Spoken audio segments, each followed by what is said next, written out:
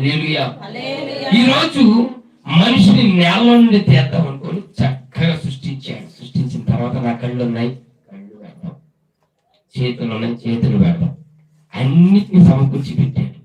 అప్పుడు ఆదికాండం 2:7 ఒకసారి చదువుకుంటాం. దేవుడైన యెహోవా నేల మట్టితో నరుని నిర్మించి వారి నాసిక రంధ్రంలో జీవాయువును ఊదగా నరుడు జీవాత్మ ఆయన. అంటే చదివేది సౌండ్ నాకెందుకు, నేను చదువుతా, నువ్వే అర్థం చేసుకుంటావు, ఆడబెట్టు.